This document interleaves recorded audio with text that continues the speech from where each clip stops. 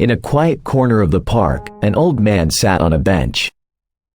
His eyes, though dimmed by time, still held a spark of curiosity. The sun dipped low, casting long shadows across the path when a young man approached him. "Do you remember me?" the young man asked, his voice tinged with uncertainty. The old man squinted, studying the face before him. "No," he replied, shaking his head. "I'm afraid I don't."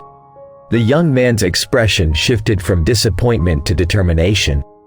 "I was your student," he said. "Many years ago." Recognition flickered in the old man's eyes. "Ah," he said, leaning back against the bench. "And what do you do now?" A smile tugged at the corners of the young man's mouth. "I became a teacher," he confessed. The old man's eyebrows shot up. "How good," he murmured. "Like me?" "Yes," the young man replied. "In fact, I became a teacher because of you." Intrigued, the old man leaned forward.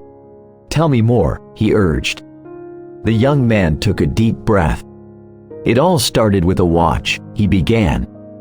"A simple timepiece that changed my life forever.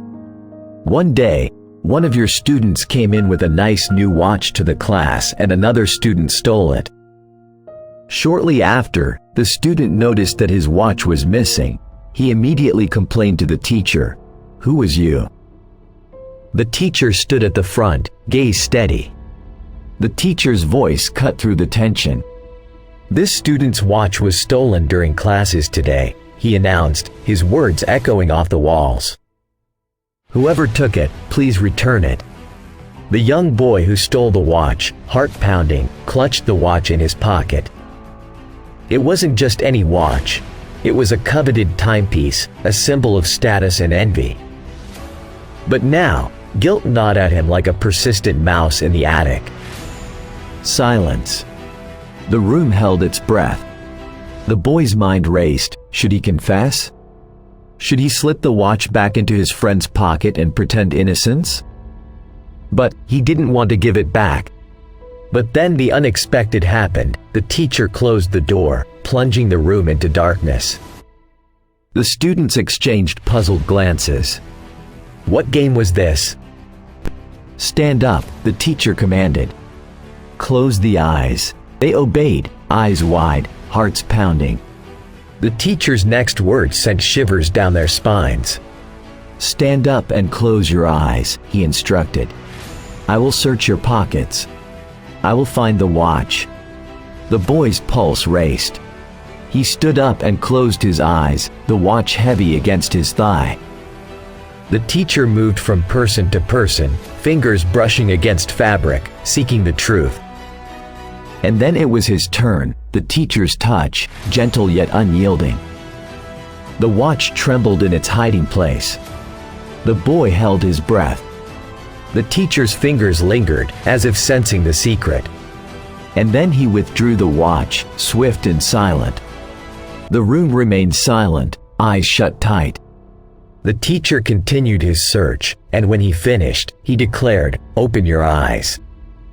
We have the watch." No accusations. No scolding. Just a silent lesson etched in time. The young man's shame burned hotter than the sun. But the teacher never exposed him, never uttered a word about the theft.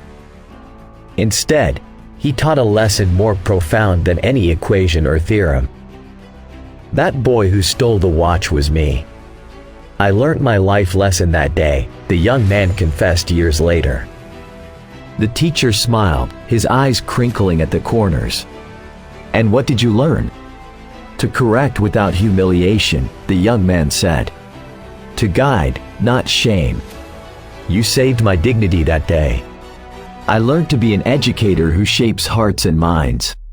You didn't need words. Your actions spoke volumes. The stolen watch had long been returned, but its legacy remained, an unwritten chapter in the book of education, a lesson etched in the young man's soul. And so, in the quiet dance of darkness and forgiveness, the old teacher and the reformed student shared a moment, a bridge between past and present, forged by a watch and a silent promise to inspire goodness in others. "Do you remember this episode?" the young man asked once more. The old teacher answered, "Yes, I remember the incident involving the stolen watch. I recall diligently searching through everyone's pockets. I didn't know it was you, because I closed my eyes too while searching." The teacher's stature grew, transcending mere respectability to become larger than life. Teaching, my friend, is not about humiliation. It's about nurturing growth, like a gardener tending to fragile seedlings. When a student stumbles, we extend a hand, not a slap, to help them rise. We celebrate their progress, knowing that every misstep is a chance to learn. So, to teach is to uplift, not to diminish. A true teacher knows that kindness and patience compose the sweetest melodies.